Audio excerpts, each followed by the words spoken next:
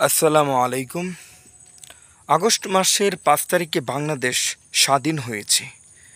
কিন্তু এই স্বাধীনতাকে নস্যাৎ করার জন্য এর ভিতরে অনেক ষড়যন্ত্র গিয়েছে এবং অনেক ঘটনাও ঘটেছে আমরা দেখতে পেয়েছি। এবং যারা আওয়ামী লীগ করে, যারা দীর্ঘ ১৬ বছর ধরে বাংলাদেশের জনগণের উপরে নির্যাতন অত্যাচার করেছে, বাড়িতে বাড়িতে হামলা করেছে, মানুষ ঘুমাতে পারেনি, এরকম তাদেরকেও ধাওয়া দিয়েছে এবং তাদের বাড়িতেও অভিযান চালানো হয়েছে। জনগণ অভিযান চালিয়েছে, ছাত্ররা অভিযান চালিয়ে। এরই ভিতরে যে ডক্টর ইউনূস তিনি বলেছেন যে সেভেন সিস্টার যদি বাংলাদেশে যদি কোনো বিশৃঙ্খলা তৈরি হয় বা কোনো ধরনের সমস্যা ভারত তৈরি করে, তাহলে সেভেন সিস্টারে এর সবচেয়ে বেশি প্রভাব পড়বে, এমন একটা কথা ডক্টর ইউনূস সাহেব তিনি বলেছেন।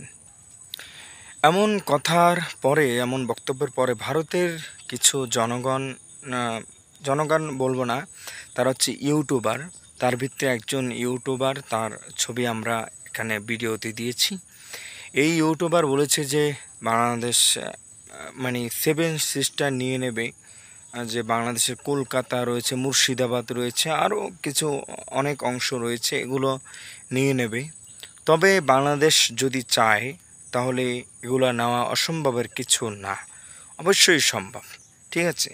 আর বাংলাদেশের উপরে যদি কোনো কেউ যদি যুদ্ধ করতে আসে, তাহলে তাকে ১৯৭১ সালে যে বাংলাদেশের মানুষ ৩০ লক্ষ মানুষ যে যুদ্ধ করে এই দেশ স্বাধীন করেছে, সেই সব ইতিহাস পড়ে যেন তারা বাংলাদেশের যুদ্ধ করার জন্য যেন আসে।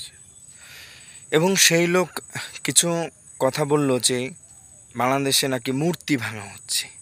তো মূর্তি ভাঙা হচ্ছে, মূর্তি আমাদের মুসলমানের ভিতরে মূর্তি হচ্ছে হারাম, সবচেয়ে শিরক। মূর্তিটা হচ্ছে সবচেয়ে শিরক। আমি তার এই প্রশ্নের উত্তর দিই। সে এরকম একটা প্রশ্ন করেছে যে বাংলাদেশে শেখ মুজিবের মূর্তি ভেঙে দেওয়া হচ্ছে। শেখ মুজিবর হচ্ছে একজন মুসলমান, তার পরিবারের সবাই মুসলমান, ঠিক আছে। এখন মুসলমানে মূর্তি রাখা সম্পূর্ণ হারাম, ঠিক আছে। এবং শেখ মুজিবর মারা গিয়েছে, তার নামে যদি এসব মূর্তি থাকে তাহলে এর জন্য তার কবরে আযাব হতে পারে। এর জন্য তাকে এই কারণে মুসলমানরা মূর্তিগুলো ভেঙে দিয়েছে, ঠিক আছে। এগুলো হলো মুসলমানদের বিষয়, কিন্তু আমরা হিন্দুদের কোনো মূর্তি বলেন, হিন্দুদের বাড়িঘর বলেন, এইসব কোথাও আমরা হামলা চালানো সম্পূর্ণ ইসলামে নিষেধ করেছে। এর জন্য আমরা কোনো হিন্দু আসে বলে যে হিন্দুদেরটা ভেঙে দাও, কেন হিন্দুরটা ভাঙবো কেন? হিন্দুদের কোনো জিনিস, তাদের জানমাল রক্ষা করার দায়িত্ব হচ্ছে আমাদের মুসলমানদের, ঠিক আছে।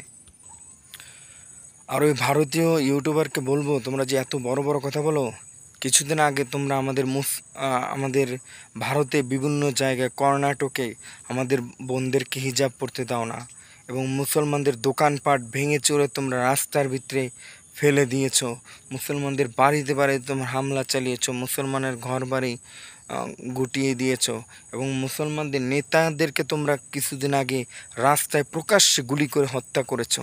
তোমরা কি এগুলো চোখে দেখো না?